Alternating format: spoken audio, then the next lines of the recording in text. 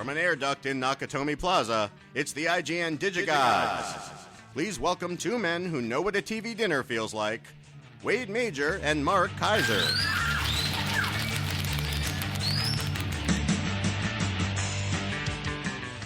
Gotta love those Nakatomi Plaza references. Corey, to whom do we owe that one? That was written by and sort of with Eric Altieri. Eric Altieri, you leave the names to us. There we go. Wait, how do I sound? We got some complaints. Yeah, I know. Week we had some complaints and modulation. I'm gonna sort this. I'm not an engineer, you know. I wing it here. I wing it. If I get anything even remotely resembling audio, I'm a happy camper. Well, can you hear me and you at the same time? I can. So how do I sound? You sound fine. That's fine. Yes. So there you go. We'll master this. We will.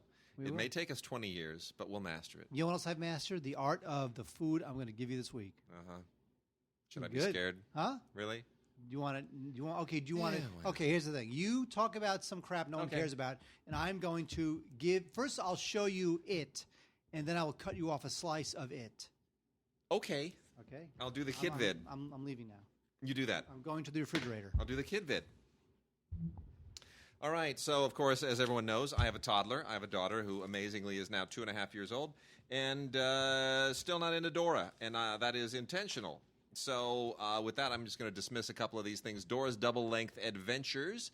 These are both from Nickelodeon, and the double-length adventures are basically just 3 double-length mini-movies and then the 6 bonus adventures. Not a big deal. Fairy Tale Adventure, Dance to the Rescue, Pirate Adventure. It's the young Dora with the bob that everybody's come accustomed to. Come on. Oh my gosh! Really? I made that. For me? No. Oh, okay. Well, we're gonna. All right. It looks good, right? It does, yeah. What is it, Wade? It's a cake. It's like a red velvet cake. It's a 4-layer red velvet cake. That's pretty nice. I'm going to take a picture of this cake. All right. While you're talking about Kidvid. All right. Well, anyway. And then I'll post it to the Facebook page. Dora, the older Dora with the longer hair, who's starting to look a little bit adolescent and pubescent and all that, is Dora and Friends Doggie Day. You can also get this in Spanish and in French. And, Dora's getting older. Get some bonus episodes on here, but it still kind of creeps me out that Dora's getting older. I'm not sure I'm down with that yet. Wait, smile for the camera. 3, 2, 1. All right, it's going on Facebook. There we go. And then Sesame Street, not Street. Would you like a piece of this? Yes. Hell please. yeah, right? Hell yeah, absolutely. Sesame Street, Count on Elmo. This is all number stuff. It's Elmo doing his usual deal, but you also get the count, and that means numbers. And I'm really proud of myself. Look, Wade, look at that cake. I know, look at it's nice. It's like a cake. It is. It's a freaking real cake. So Elmo counting. It's a deal. My daughter loves it. She loves Elmo, and she likes the count too. It's very strange. Anyway, Looney Tunes, Rabbit's Run. This is an original new Looney Tunes movie done in that whole Tiny Toons style that it was the moment where they reinvented Looney Tunes. So it's a little bit of the old, a little bit of the new. You get some bonus cartoons on here, but which are fine. They're like bonus original Looney Tunes cartoons. But I'll tell you, as far as this whole feature-length thing, it ain't bad, really. It's not like original Looney Tunes, but it's not bad. It's okay. And the voice characterizations are solid, and Mel Blanc would be proud. It's beautiful. 4-layer red velvet cake with chocolate chips on the top and in the cake. Just a few days ago on Film Week, Tim and I were reviewing the week's movies, and one of the movies was this Sugar film, which is basically an Australian version. It's like this guy in Australia, he made his version of Super Size Me, where he goes back onto sugar, and he starts eating foods that have sugar in them, and his waistline it basically, I decided not to eat anymore, but I'll make an exception for your cake. All right. Of course, my daughter loves Peppa Pig more than anything. There is a Peppa Pig theme park in England, kind of a little bit sort of southeastish, southwestish of Stonehenge, and we're going to go there one of these days. You better believe it.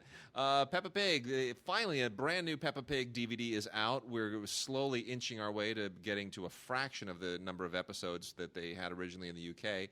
But this one is Peppa Pig's school bus trip. It includes a little mini booklet, and it's wonderful. It includes some hilarious episodes like The Quarrel, which is hilarious. Mr. Skinny Legs, he's of course a spider. Madame Gazelle's leaving party, very sad, very tragic moment. Gym class. All in all, there are 10 episodes. Peppa Pig is the best. And by way of making a little connection, the guy who writes the music for Peppa Pig, same guy that does the music for Wallace and Gromit. So it has kind of the same vibe. For older kids, Justice League, Gods and Monsters, DC Universe original movie. Pretty great, honestly. This is, I keep saying this, and if they had these guys writing the Justice League actual live-action films, I would feel a lot better. This is pretty great. From Bruce Timm, who is some kind of animation legend. He's the guy that shepherded this thing and does a hell of a job. It's really, really good. And I think it ties in with some comic storylines. I tried to confirm that, but it's pretty cool. So there's a whole mystery web of intrigue thing that isn't we don't really have time to get into. But this is definitely one of the best Justice League original movies they've yet had on Blu-ray. Caillou still confuses us. Don't know why he's bald. Don't know why he whines so much. But Caillou goes back to school. My daughter was watching Caillou this morning. It's just the strangest obsession that kids have with Caillou.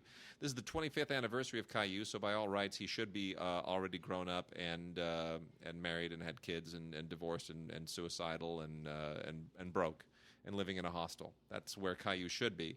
But he's not. He's still a kid. And he's still bald. Caillou goes back to school. DVD with bonus book, just in time for kids to actually go back to school. And then wrapping things out with the final three, and the best one is we're saving for last. Next is a Nickelodeon kind of compilation disc, Let's Learn Kindness. You get the Bubble Guppies and Dora and Timu Mizumi and Blue's Clues. And, they smash all this stuff together, and they're fine for kids that want just some kind of general Nickelodeon pass the time. Mia and Me, creepiest animation ever. Friends to the Rescue. It's a little too Avatar-y, but if you're familiar with Mia and Me, that also has a following. All these really almost too photorealistic CGI animated shows are just a little on the excess side for me. But you get three stories here: Trump is Lost, The Golden Sun, and On Chao's Oasis. And then lastly, on the Kid Vid front, now that Mark is back, where's my cake? It was in the refrigerator. I want it to warm up just a little bit. Oh, microwave? No, just, Right, air warm. Oh, air warm. Okay. Is that like air guitar? Here's the best one, Mark. You're going to love this. This is a Blu-ray DVD combo set. This is the best thing ever. This is from Warner Brothers. I am so excited by this. I can't tell you how excited I am. Scooby-Doo. And you remember when Scooby-Doo, like that second incarnation of Scooby, is like the second generation Scooby-Doo where they did all the celebrities? Raggy? Remember they teamed up with Laurel and Hardy, or they teamed up with the Three Stooges or the Harlem Globetrotters. Do you remember that? Harlem Globetrotters, I definitely remember. You remember that one? Okay. Check this out. Scooby-Doo and Kiss. Yeah. Yeah, but see, Kiss will do anything. I know. It's pretty great, though, right? Look, they're the biggest whores. Scooby and Shaggy with face makeup. Look at him. Oh, yeah, great. How awesome is that? Itself. Look, it would be fine if if it was Scooby like Led Zeppelin. That's cool. Look, with the tongue. He gets licked just like Scooby licks everybody. He's getting a taste of his own medicine. There you go. It's too funny. It really is silly. And of course, they already have the Scooby-Doo wrestling thing, right? The WWE Scooby-Doo adventure. So they're doing this again. But this comes with Ultraviolet as well. And it is kind of a hoot. I mean, new Scooby-Doo is not nearly as good as old Scooby-Doo. Original Scooby-Doo is still old school and the best. But you get some bonus cartoons on here and some, kind of silly little bonus features, including a blooper reel, which is just pointless. But it's great. It's great to have them along for the mystery. Rock and Roll Mystery. Scooby-Doo and Kiss, Rock and Roll Mystery. Original movie, Blu-ray, DVD. It's great. Get some. All right. I'm posting the cake photo to Facebook good for right you. now. Good for you. So we're going to... I am contributing nothing to the show except for cake and a photo. That's right. Well, we're going to go through some docs. Why do you give me all the juice stuff? Why do you give me all the juice stuff? Didn't we do this last week? No. We did not do that last week. We had some. I did, but I just thought we did had some last week. Sisu stuff. No, we had some Sisu stuff. Yeah, we had some other Sisu stuff last week, but this is more of the same. You want me to cover it? No, I haven't. I liked it. It's good. I'm just saying. I thought we did this last week. No, we did a bunch of Holocaust stuff. This was the same people, the Sisu stuff. You're right. This is Knights of Tel Aviv. These are 3 detective stories, Israeli detective stories. I kind of like this stuff. I was a little happier with the other stuff from last week, just because it's nonfiction and really well done. And this stuff, the one I liked the best was this 5-minute walk, because it kind of feels like it feels a little bit more modern in its filmmaking, kind of a little Tarantino-esque maybe. And I did like that. There's also Sherman in the Winter and The Investigation Must Go On. And so, it's good stuff. One is about a robbery investigation that leads the detective to the singer. Yeah. I'm saying they have, the whole history of filmmaking in Israel is really interesting, and there are a lot of these films that people don't know about. So, I mean, I'm glad they're putting a lot of these out. The Investigation Must Go On is a really, really good movie, and people shouldn't be put off by the fact that it's kind of buried here in a 3-film box set, because it's really, really good. Well, the thing is that there's not like a lot of Israeli filmmakers who are really known internationally. Like True. Amos Gatai is one. Increasingly, there are more and more. But yeah, Ari Folman is one. Ari Folman's so good. Yeah, he's great. So and I like Amos Gatai. I don't think you like him. Amos Gatai. You know what? It depends. I've liked a lot of his stuff. I think he can be a little bit kind of self-indulgent and long-winded, but he was sort of like the first real breakout, internationally acclaimed Israeli filmmaker, and he's unbelievably prolific. So, some of these guys too. I think these guys could definitely make a mark on the international stage. But until sure. they do, you have these 3 DVDs. Yeah. So anyway, all right. So now on to the docs. That was our foreign language thing this week.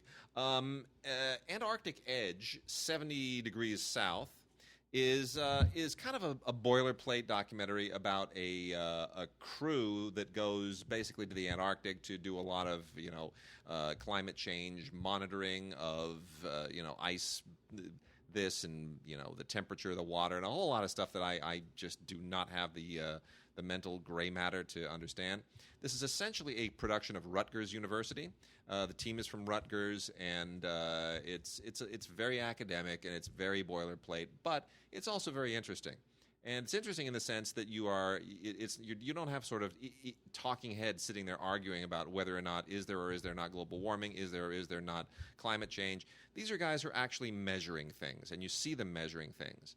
And you start to understand precisely what it is. I mean, when we talk about warming, it's, as they point out in this thing repeatedly, the temperature is sitting in the water.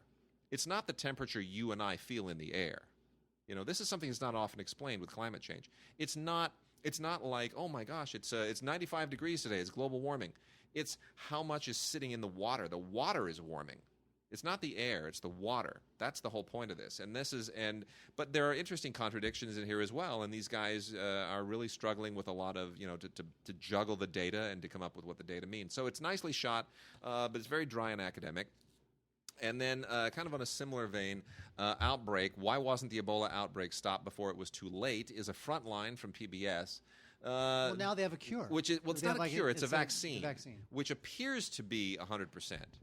I mean, obviously it needs more time for us to really, really know, but I think that's what's interesting that this comes out now, because now it shows you how quickly things change. Anyway, but this is a really interesting investigation, and it gets into all the inadequacies of all these international health organizations and governments and how they responded inadequately. And really, it gives you a lot of confidence in the people who... Actually, no, I take that back. It gives you no confidence whatsoever in the people who are supposed to prevent these things. So the question is, fine, Ebola, we got a vaccine now, but what happens when the next freaking crazy disease emerges from the Amazon or, Southeast Asia, or, some guy comes running out of the jungle in Indonesia and says, I just got bitten by a 19-foot mosquito. They're all coming. They're coming. Then what do we do? Sounds like a sci-fi movie. Then what do we do? Sharkskeeto. All these organizations are going to screw us over again. Oh, wait, music fans are going to like this film by Robert Fatinato called I Dream of Wires. Now, this movie is all about the modular synthesizer. Now, as music fans know, it all started with Robert Moog, the Moog synthesizer, and it just launched this entire resurgence of musical experimentation, a lot of which I didn't like. Although, there's a lot of great people interviewed in the doc. Trent Reznor, Gary Newman, here in my car. I used to love that song. He just had an accident or something. Didn't he have a heart attack or a car accident Gary or something? Newman? Yeah. He did not. Gary Newman had some... I'll look it up. Keep talking. I love that song. Anyway, so it's great because the Moog synthesizer was it was the size of a room, but it changed music, and they became obviously smaller and smaller. Then they kind of went out of style. Now they're back in style. So this movie, I Dream of Wires, is just a great primer on just how it all started, how it went bad, and how it's back. And it's great. It's insightful. It's fun. It's interesting. If you love music, especially music from the last, let's say, 30 years or so, you will totally dig I Dream of Wires. A lot of good extras on it as well. A couple of shorts and an extended interview with Trent Reznor. So there you go. I Dream of Wires. Good stuff by Robert Fantinato and Jason Am. Yeah, I guess nothing happened to him. I thought something happened to him recently, but maybe I was wrong. Here in my car? Yeah, well, whatever. No,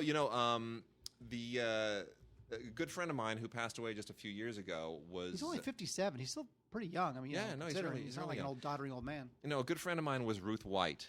I was actually on an arts council with her for many years that she headed, and Ruth White, she passed away just a few years ago. It's very sad.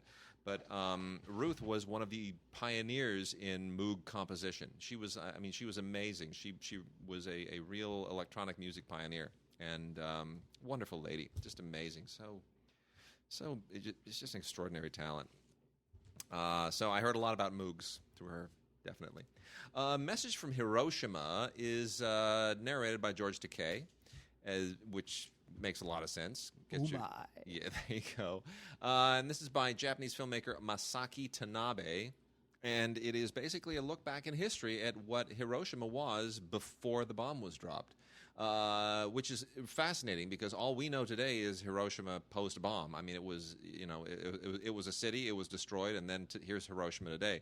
And of course, Hiroshima, Mon Amour, and there are a few cinematic tributes to the city. But this really goes into great detail as to what vanished, what was destroyed, what did they lose, and in both in terms of architecture, culture, people, talent, all this stuff. And it's really quite amazing. What I didn't know either, did you know the atomic bomb was detonated 2,000 feet above the city? I knew it was detonated above the city. I didn't know it was 2,000 feet. I've been to Hiroshima. I never knew that. They have an amazing shrine museum there. Yeah. They actually have parts of the city that they have kept untouched. I didn't realize the bomb detonated in the air. It didn't. I thought it was just hits the ground and boom. It detonated in the air. That is amazing. Is true. Wow, that's just horrifying.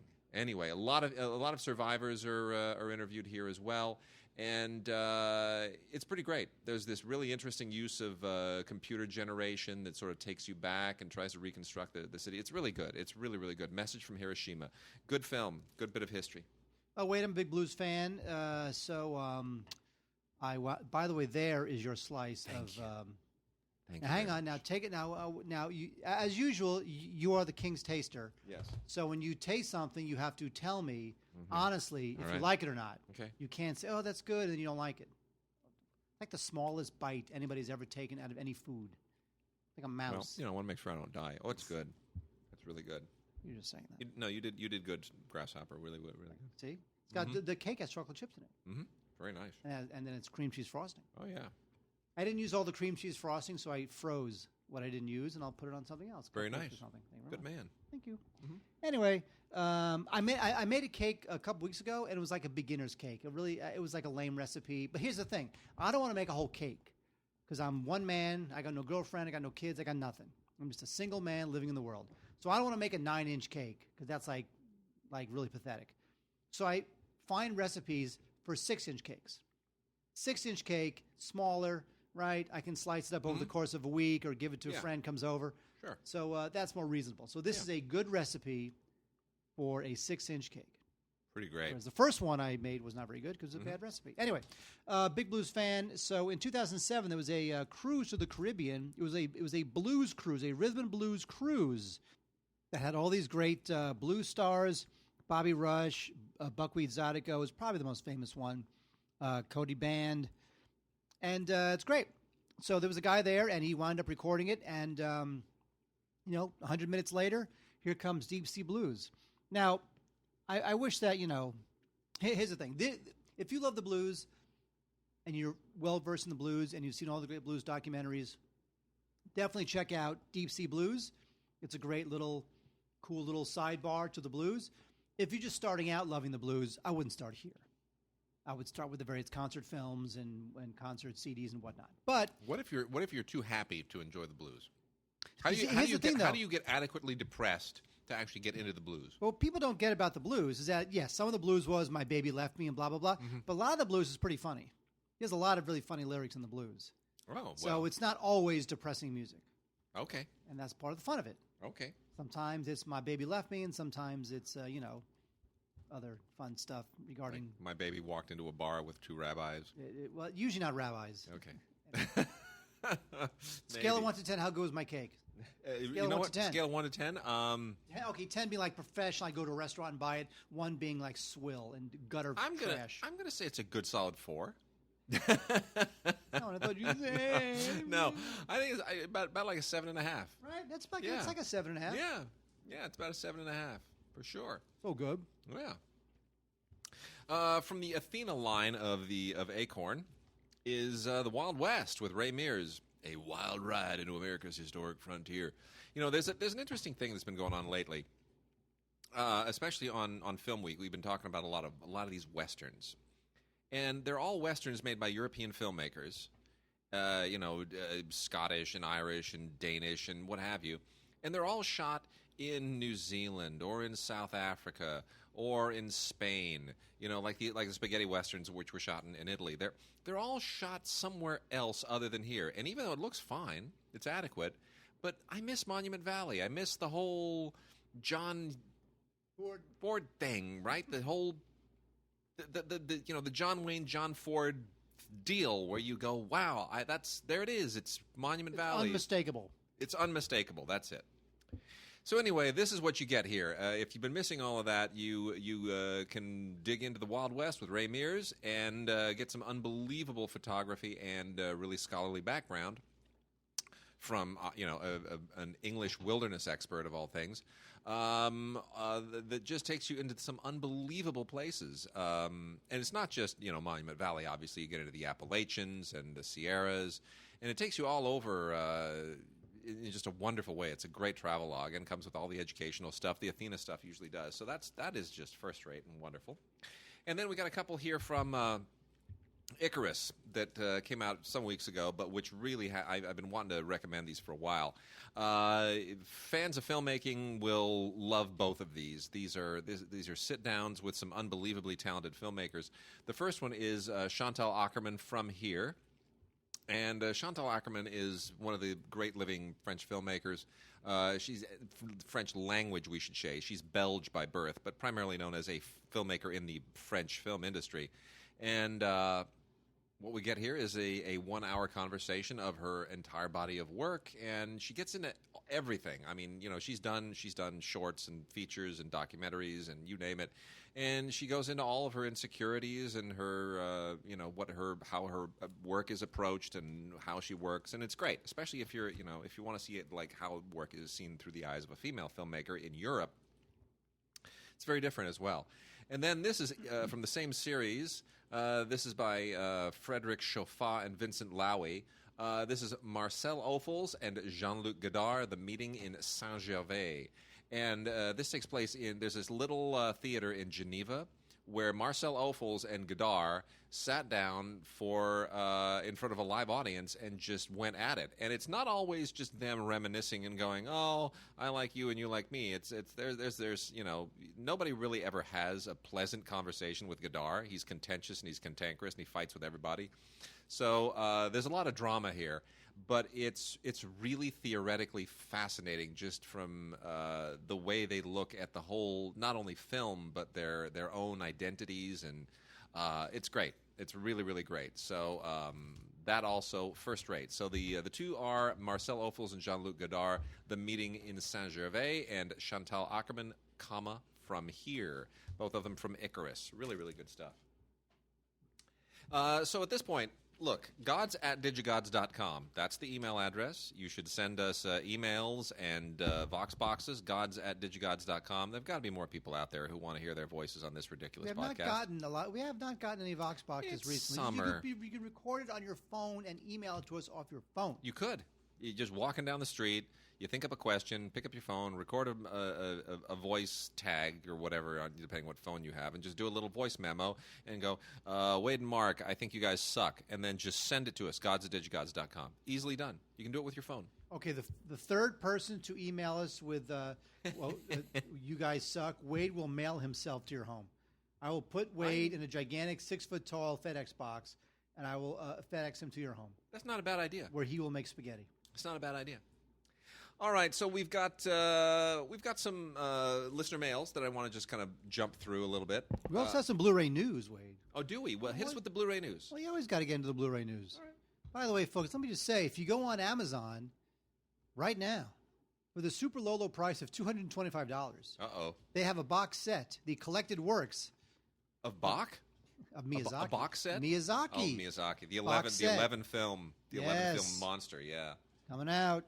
You going to buy it, Wade? No. Because you get it all for free. What do you care? Well, we'll see if they send it to us. You know, I mean, the Miyazaki stuff has not been easy to get. They've been a little stingy about that. So it's Walt Disney and Studio Ghibli have announced, it's actually 12 discs total. Studio Giblets. And it's going to be great.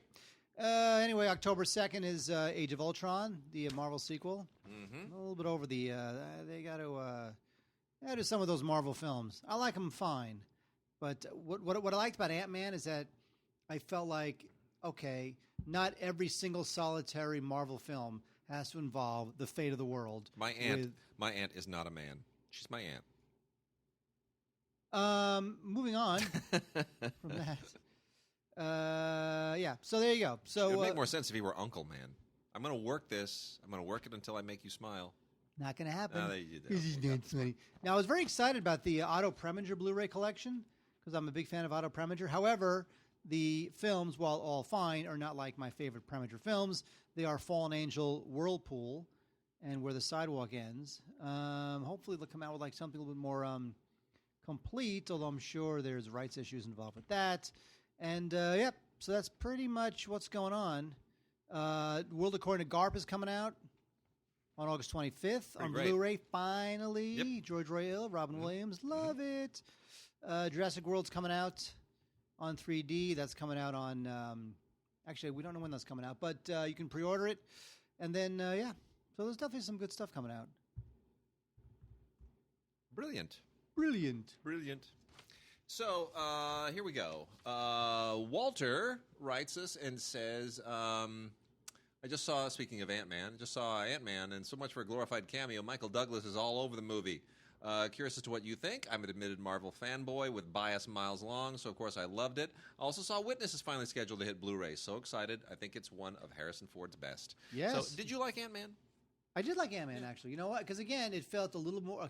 It's funny how, like, the Marvel films are so just enormously over the top, cacophonous, crazy, ridiculous, just mayhem for 3 hours. Yeah. That when you get Ant-Man, which is only like it's a heist. It's not even just like a heist film. It's not saving the world, and that's okay. Yeah. Thank God. Yeah. It put it this way, it was the right Marvel movie for this moment because people after Avengers 2 were starting to wonder. Is every movie going to be a cataclysmic rescuing the world from from a vortex opening up and dumping aliens all over the planet? Yeah, and Ant-Man's not like that. So this was the movie that made us think, okay, Marvel actually understands that not every movie can be the same damn thing. Yeah. Well, and I think they understand that also thanks to the TV series now, despite this alleged feud between the TV division and the film division. Because, for example, the Daredevil series is predicated around a relatively small and intimate storyline about a handful of characters, which includes Kingpin. It's very interesting. Anyway, and then Al in San Francisco writes about the latest episode. I was getting Carole King ballad teary-eyed as your recorded voice was faded into the distance as if you were leaving us. Almost as blue as I got after finishing watching for the first time The Decline of Western Civilization 3 L.A. Gutter Punks only last week, but not quite as mildly devastated as when I watched years ago on PBS that 1984 doc on homeless teens in Seattle, Streetwise. Never released digitally. Why? Mark? Are you familiar with Streetwise? Yes. Yes. Okay. the answer to that is that, as I understand it, the rights reverted to the people who made it, and it is no longer in the PBS library. So I'm not quite. I'd have to research that some more, but that is my understanding from what I heard some time ago when I heard that a similar question asked. And then he also asks, "Hey, can you easily put aside your feelings, your ill feelings for actors, directors, and those who were famous for being horrible, or at least did one major bad thing when watching their work, especially if the work is good and really good? I have no problem watching Polanski stuff, and I adore Phil Spector's classic pop songs. Love watching Robert Blake in Busting, Electric Glide in Blue, etc. Love and will always love watching Hickey and Boggs and Mother Jugs and Speed.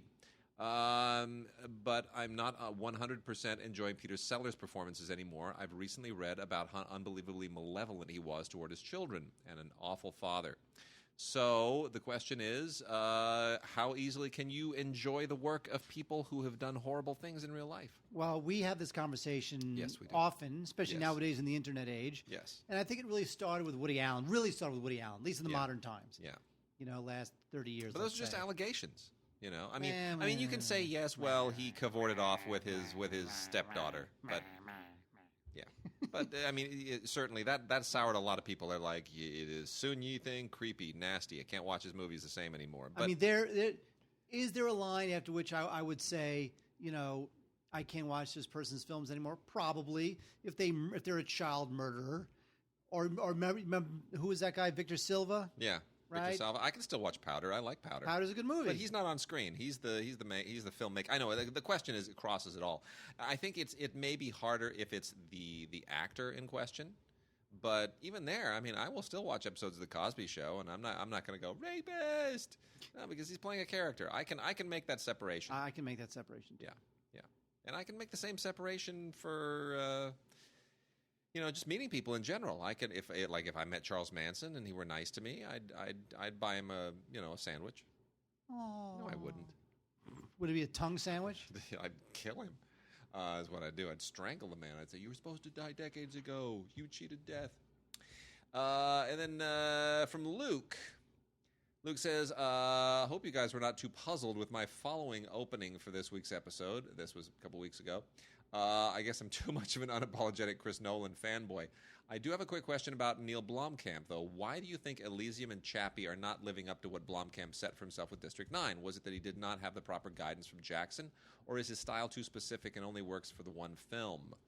Thoughts as to whether he's a one-hit wonder or not? I don't think he's a one-hit wonder. I I don't think he is. I think it's too much success too quickly. See, the thing too with Chappie is that Chappie feels like the movie he wanted to make when he was a kid. Yeah. Which really shouldn't necessarily be the movie you make when you're successful as an adult. Even the Yeah. name Chappie is like some Australian like bubblegum or something. Like I think there are two things. I think, and this is what I wrote him back to. I think very often you have these guys who have put years and years and years into honing that one great script, like Shyamalan did with the Sixth Sense, and then it hits big and they don't have anything left, so they just dig into their trunk and pull out something that's sort of half written, and they go with that, and they haven't put the same level of care and work and effort into developing a follow up. That is part of it. And then I also think it's just, suddenly there's these huge expectations, and instead of just doing something you love, you try to give the public what you think they want from you, and you're not really true to yourself. So I think it's a little bit of both. Too much success too quickly, but he'll get it on. The ship will right itself, I think, probably when he does the Alien film. I agree. All All right, Mark, let's do some TV. TV. What should we do? Let's Should see. we do the comeback? Lisa Kudrow's a good place to start. Why not? Yeah, so we have the comeback. Now, the comeback, this thing's had a weird ride because it is an HBO comedy show, and the first season, it had a great time slot. It was after Entourage. However, it still rated pretty low. Not many people liked it. The critics hated it. But then season 2, people like season 2. Season 2 is better than season 1, and now the thing got picked up for season 3. So what we have here is we have all 21 episodes of the show so far, which encompasses season 1 and season 2. So with season 3, hopefully they will continue the success of season 2, or at least figure out why season 2 worked and season 1 did not work, and then they can just go with the stuff that works. But is it good to see Lisa Kudrow back? Sure. Absolutely. Some of this stuff is very self-reflexive. Like, this show is about a woman who needs a performer who needs like a comeback. She's fallen on hard times. She needs a comeback. Yeah. Matt LeBlanc has a similar show. Yeah. Right, where it's like they can't really play characters anymore. They have to play themselves. These sort of postmodernist reflections of themselves. Because really, I think that they realize that no one's going to see them out. No one's going to see them and not think of Friends. That's a really good way of putting it. A postmodern reflection of themselves. I have to write that down. Steal that. So that's what you get. But you know what? In the case of the comeback, although the first season sucked, the second season was good. So this should be on Blu-ray, but it is not. That being said, you might want to catch up on all 2 seasons before season 3 begins. Rock on. So I'm going to go through some old school TV here real quickly. And we got season 11 of Married with Children. Let me tell you something. By the time you get to season 11 of Married with Children, a show that was always kind of flirting with the edge of it was always parody. But by season 11, this thing is just completely full-on self-parody. It is just completely crazy. This is the end of the show. 24 seasons of just no holds barred. We know this is ridiculous. We're tired of doing this show. Everybody wants to move on. We're tired, and we got nothing left to lose. And I don't know if that makes necessarily for a good season, but boy, it makes for a really kind of nutty season. It's a sloppy, crazy, nutty season. So that's the 11th season of Married with Children. Mama's Family, Mama's Favorites, season 6. They just keep milking this thing. And this is from Star Vista, Time Life, via Warner Brothers, and 6 episodes that they consider to be favorites, the 6th volume of them. Mama Fights Back, Bubba's House Band, Bye Bye Baby, if those mean anything to you. Some interesting guest stars, including Stacey Q, if anybody remembers Stacey Q, but otherwise it just sort of slots in there with the rest of it. Growing Pains is a show that everybody has conveniently forgotten for all kinds of reasons. But this is the 5th season of Growing Pains. It's out from Warner Archive, so it's DVD-R. And it was kind of a charming show. It feels a little dated, but I don't know. It's okay. It brings back a little bit of nostalgia. There's nothing kind of remarkable about it in hindsight. It was sort of a zeitgeist show. It caught something, but it's all right. And then Sergeant Bilko, the Phil Silvers Show, 3rd season, 37 episodes, with including the Paul Ryan Show interview with Phil Silvers and a commentary by Dick Van Dyke, which is a pretty great extra. Otherwise, Phil Silvers was just one of the great comedy legends of his era, and this is the season that ran from 1957 to 58. Television was still in its first decade, basically, and it's a pretty sophisticated show and pretty tight already by that point. And here come the 2 killers, the old TV killers. Finally, we get Blu-ray of season 2 of I Love Lucy. Unbelievable! It has been forever, Mark. It's been forever that we've been waiting for the Blu-ray season 2 of I Love Lucy. Really is true. I wonder why it took so long. Well, here's my understanding, because I have people on the inside over there. The season 1 Blu-ray came out in May of last year, so it's over a year to get this thing out. And I heard it sold really poorly. I heard that Paramount really wanted to reevaluate if they even wanted to put any further seasons out on Blu-ray. And I guess because they had already started the mastering process, I guess they're redoing their marketing strategy. But the question is whether we will get, all the seasons now completely. And I'm hoping we do. But, I mean, it looks great. And you get the original openings, the cigarette openings, right, that nobody really wants to admit was originally how the show opened. The Chesterfields. Oh, we love smoking here. So awesome. Ricky and I, we love to promote lung cancer.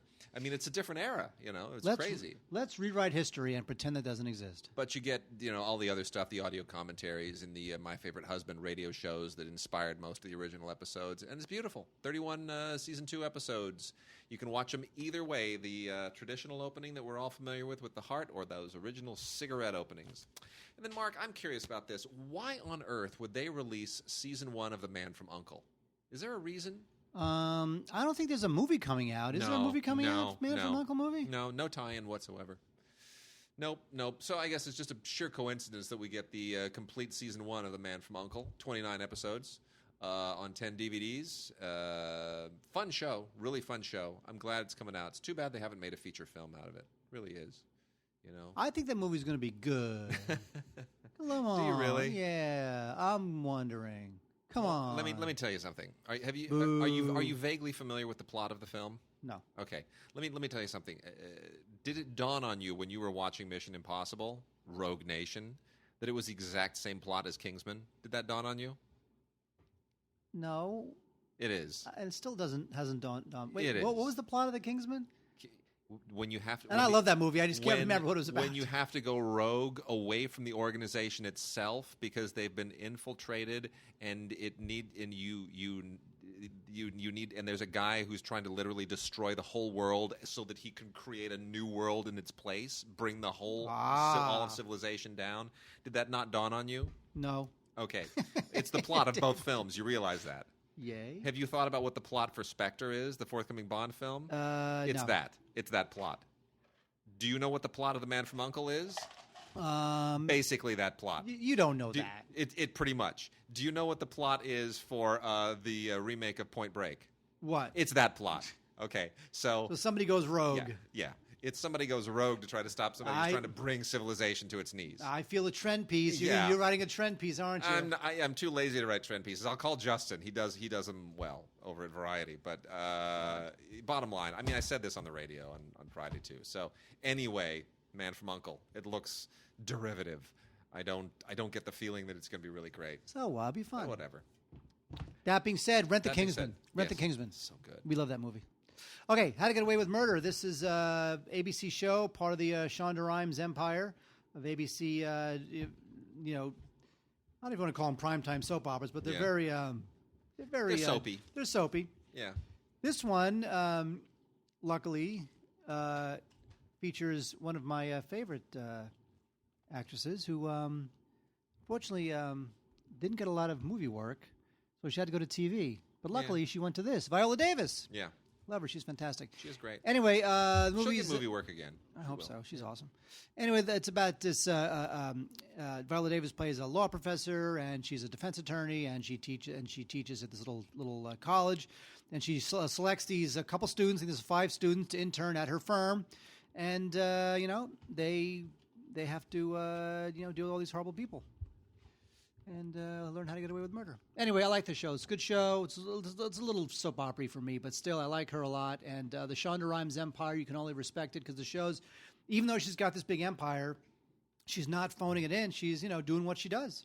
I'll take her stuff over Tyler Perry.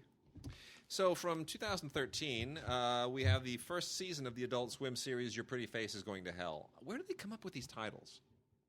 Seriously. Who? What's his name? Your Pretty Face is Going to Hell. Is that a movie or a TV show? No, it's a TV series. It's an Adult Swim series. Oh, you know what? Adult Swim, that's their thing. They want to be the one that we fight the power with crazy names. It's just crazy. Well, anyway, this is a live action show, and it's essentially kind of a Faustian comedy.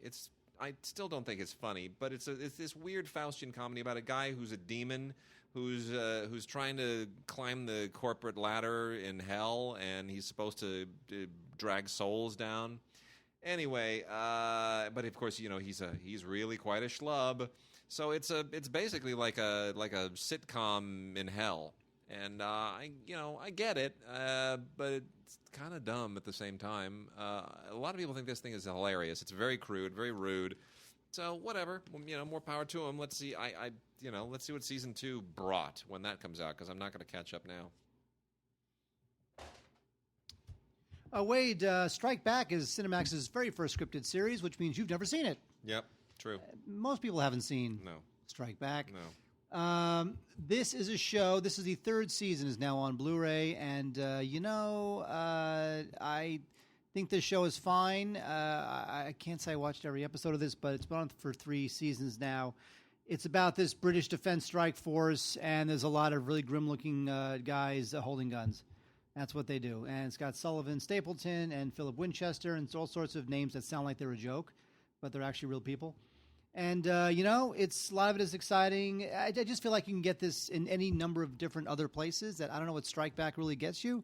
It's based on a book by Chris Ryan, so the story itself is interesting. But once you're 3 seasons and, a couple dozen episodes in, you're way beyond whatever was in the book.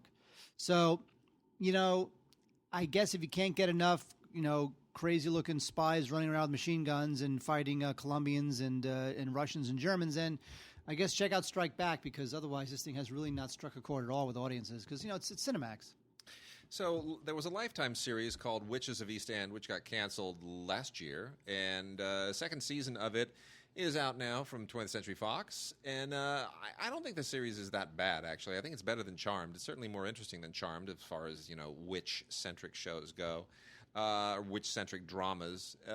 Basically about a family of witches, the matriarch of which is Julia Ormond. You could do worse, and Mädchen Amick from Twin Peaks is in this as well, and, bravo. I mean, Mädchen Amick and Julia Ormond, that's a good show right there. I don't even care if they're witches or not. That's a good show.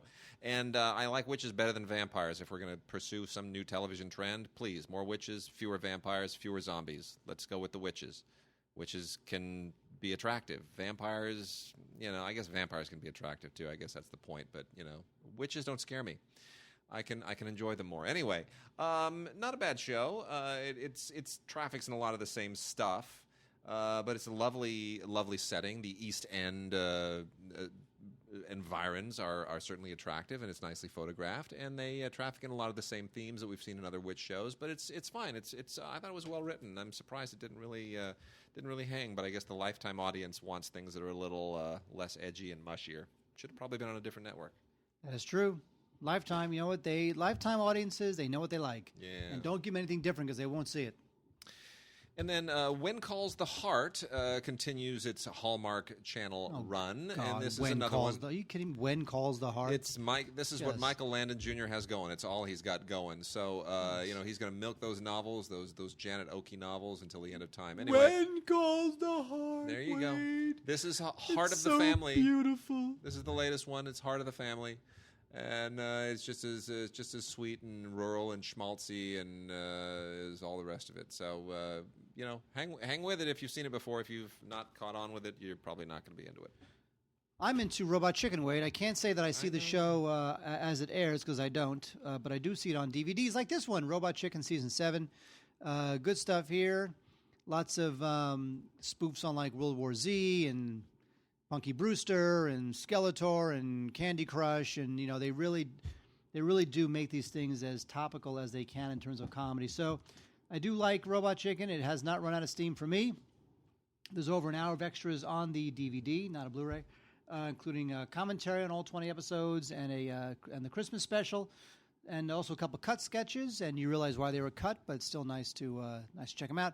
So I like it. Robot Chicken Season 7, Wade. You know it. Sweet. And then last on television, before we get into new movies, is Helix Season 2. Play God, pay the price. In a world. Blu-ray with Ultraviolet. And have you seen Helix, Mark? I have not seen Helix, Wade.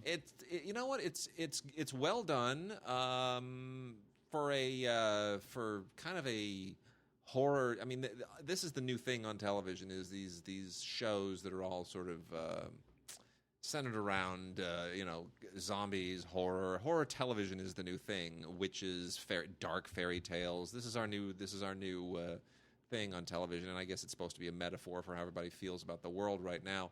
But anyway, this one's not bad. I mean, I like it. The problem with a lot of these shows, this takes place on a remote island. And it's a little bit like, what's the best way to kind of... There's a Lost syndrome to this as well.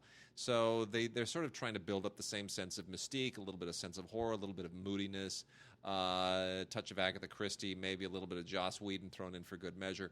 But it edges too much into the zombie films for me at a certain point. So I don't know. I'm still undecided as to how the genre splicing really works in this thing. But anyway, it's got deleted scenes and outtakes. It's a beautiful Blu-ray transfer, and that's Helix Season 2. Let's see how this continues to go.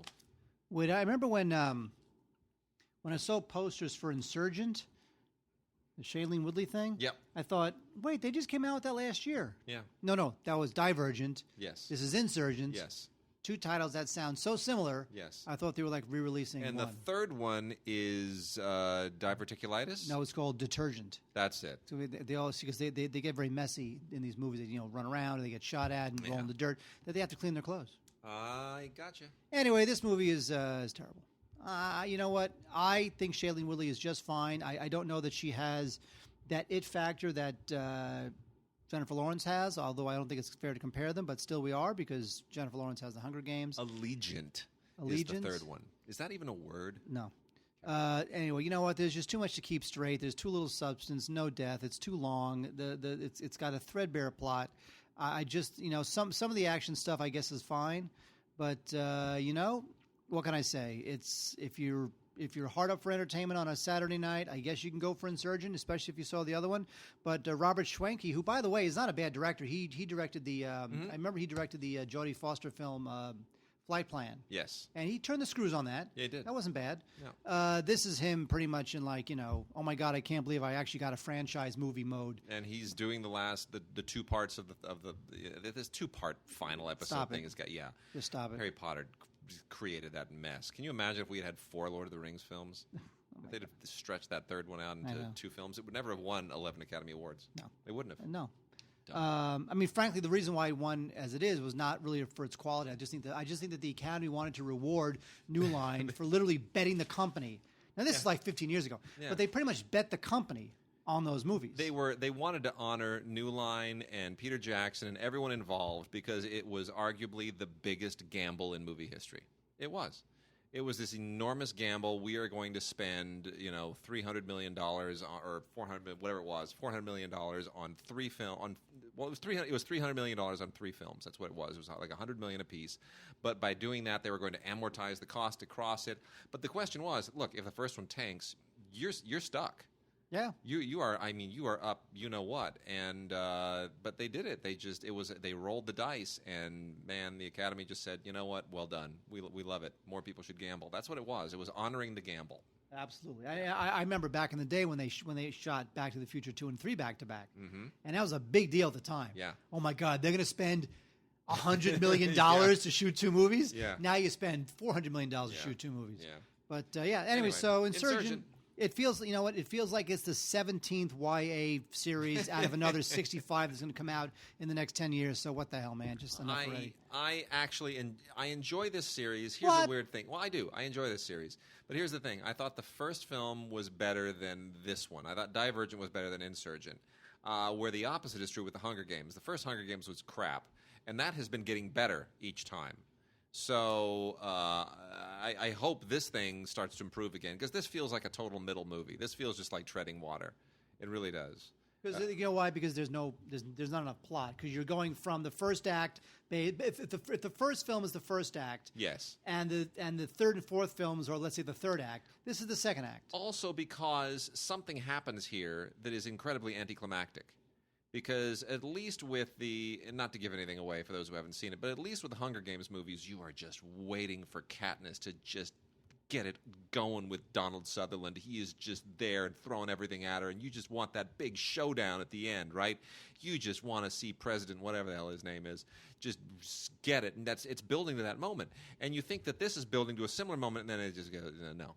And you're like, wait a minute, I thought that was going to that, and then they did the thing, and now I don't know where the third film's going to go. I mean, it sort of does. It throws a hook at you, and now the third film is almost less of a sort of an action thriller thing, and now it's more of a mystery. Now the third film is going to take us into completely uncharted territory. So even though I feel it's anticlimactic, I'm very curious as to where the third film's going to take us. Anyway, a bunch of extras here, 4 hours worth of stuff, featurettes, and the usual, EPK junk that they throw onto these things.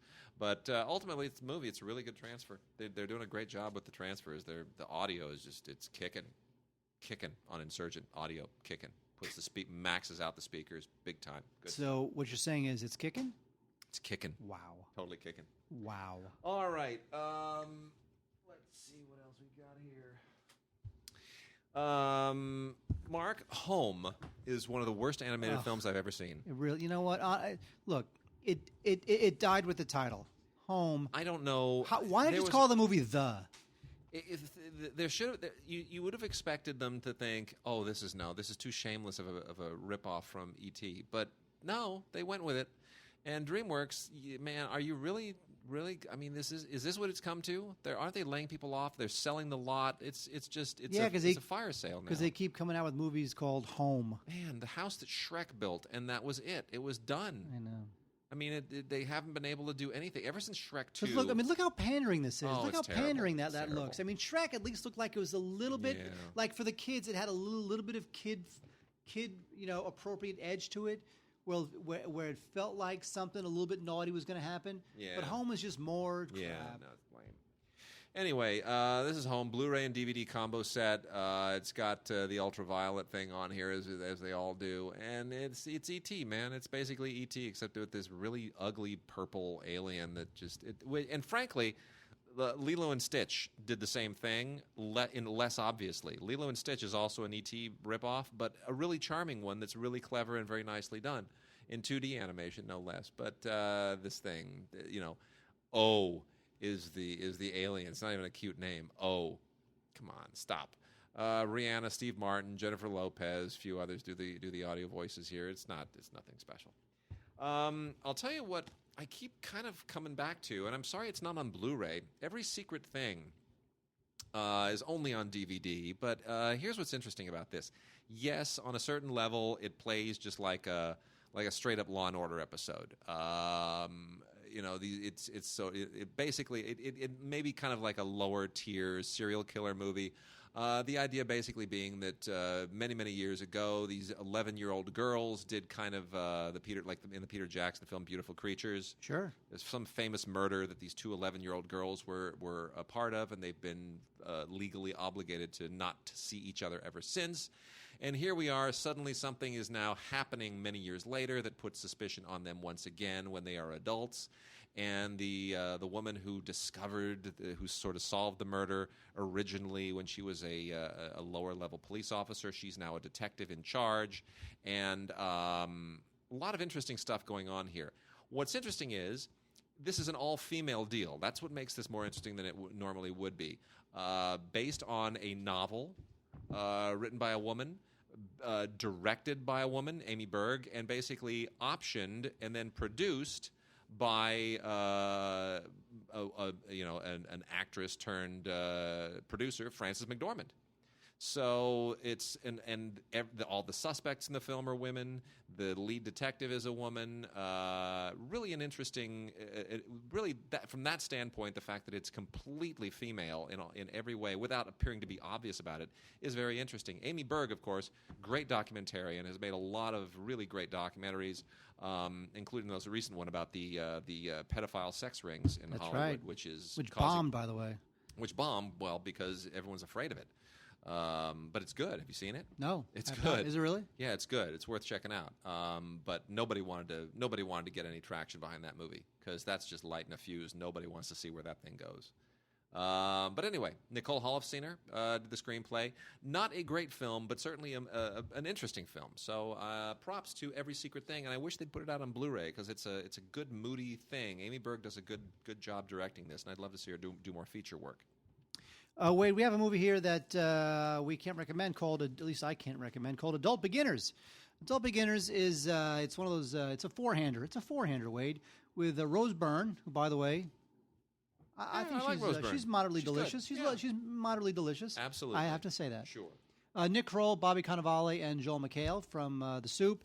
You know, it's one of those movies that it is pleasantly pleasant, and then it's over, and then you forget all about it. Nick Kroll plays this entrepreneur, and he's undergoing this crisis. So he decides to leave the big city and go back to hang out with his estranged pregnant sister, played by Rose Byrne, and the brother-in-law, played by Bobby Cannavale. So it's one of those movies where the main character is this high-tech super dude who has to go home to find himself again, and it just feels very. It's not really. It's not convincing enough as a drama, not funny enough as a comedy. It's kind of stuck in the middle. Yep. What I would say is if you are interested in watching Adult Beginners, I would pass on that and go see the infinitely better, moderately similar Skeleton Twins with Bill Hader and Kristen Wiig, which I was completely smitten with last year. It's a terrific film, Skeleton Twins. If you have seen that and you think Adult Beginners will be similar, you will be sadly disappointed. Anyway, it's about another man-child going back home to find himself, and I just think this thing is pleasant I'm but getting very tired of forgettable. those. I'm getting tired of that. Burying the X is notable because, Wade, who directed Burying the X? You're asking yourself. A young man named Joe Dante. Joe Dante directed Burying the X. Wow. Now, Joe Dante... It's unfortunate.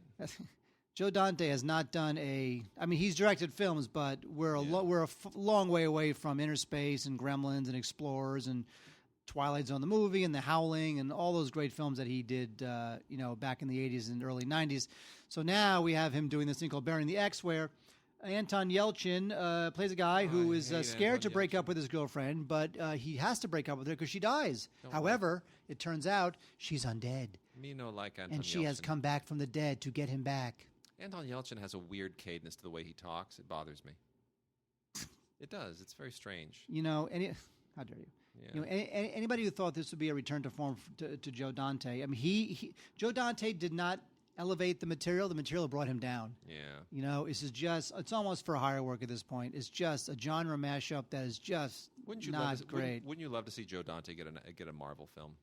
Wouldn't you? See, he should do like Doctor Strange or one of the odd little ones. They brought Joe Johnston in to do Captain America. Why not? I mean, bring back some of these guys from the 80s because they will mix it up. But Joe Dante got Captain America only on the strength of The Rocketeer. Yeah. Because he's done that sort of... Joe Johnston, you mean. Yeah, Joe Johnston. He's done that time period before. Yeah. And he did a great job. Captain America, the first one was good. Yeah. Now, Joe Dante, he would have to do something like Doctor Strange. Plastic Man. Or Plastic Man, or something like that. Come on, give it up for Plastic Man. All right, so I got a bunch of kind of exploitation-y things here. I mean, this is for people who just want it down and dirty.